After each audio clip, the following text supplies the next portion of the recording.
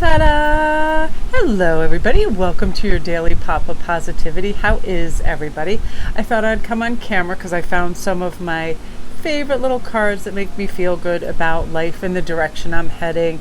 You know, it's kind of like when you pick up one of your favorite books and you're reminded of the richness and depth of life when we apply some of the stuff that we learn. And it's always the simplest premises. It's always the simplest A to B.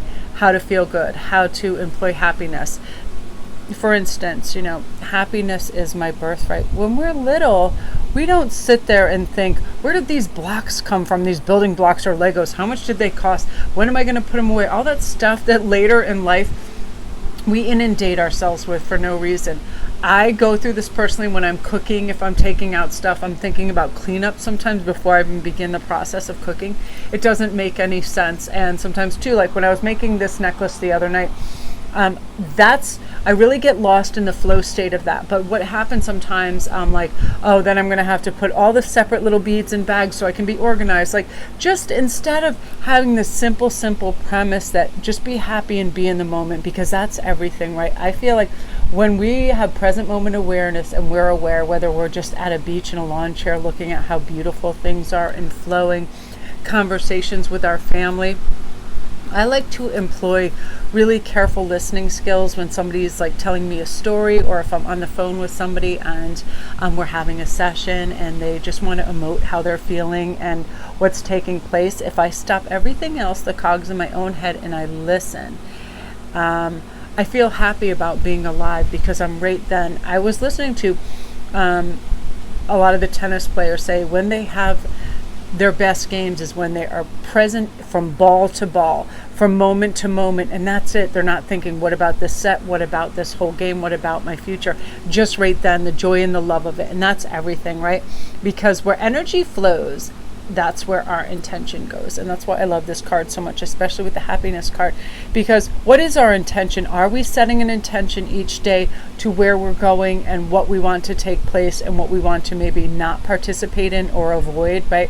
I know before I get in my car, that I'll get tension right in my shoulder and my neck. It'll start to tense up. I really will get this absurd tension because I'm hearkening back to the last time or the last week or the last month I was in my car where there might have been traffic or people honking, or I might have been in a hurry, or I had packages to deliver, and then I'm not in the moment. I'm not seeing that crow that's flying, you know, alongside the car. I'm not seeing the funny squirrels doing crazy things in trees, because I'm in another time, place, and headspace. So this is pulling ourselves back in. So where is our intention going?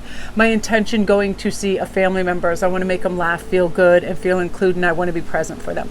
So by setting that intention, that is what's taking place in my head. And how do I go about that? And how do I be aware of little nuances or lags in the conversation, or when am I intentionally or not bringing something that's more low vibrational or high vibrational, right? Because sometimes if somebody, you ever run into that friend and they're on what I call, it's just like a bitch session, you know, they just are on a roll. Oh, I blah blah blah, this, my neighbors are this is happening, the country is this, and they just go on one of those jags.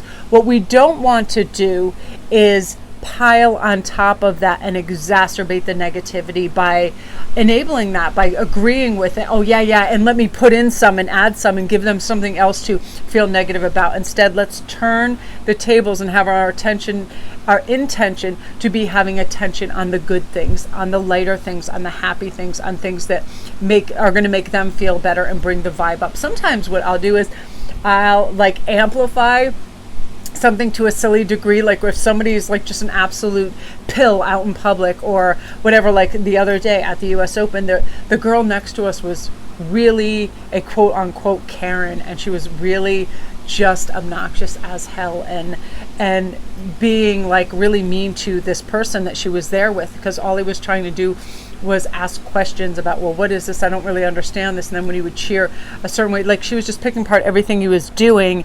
And I started to tune into that. And then so it was taking my attention away from the love of the game, because I thought, why has this woman come all this way to like be so horrible to this person and do all this? And I started to like fixate on that. And right away I had to go, my intention is not to like mentally therapize this couple or whatever, or but like be involved in this, like let me really get my head back into like the game, as it were. So how can we get the perspective of, let's have best case scenario with each thing. So how can we implement energy into that and infuse that into this person's reality? Like if they're saying something, not by dismissing and saying, oh, it's not that bad, or you're imagining, or whatever. It's like, how can I help to make you feel better? Or this is my perspective on this. You know, like, although it may be this way at present, there is always a phase of everything, you know, where something isn't so easy, but we always get back up on that mountain, right? There's always peaks and valleys all the time. So some of that energy. So again, having the intention to be able to get back to this and realize that happiness is our birthright. We are meant to be happy. And how do we reach that?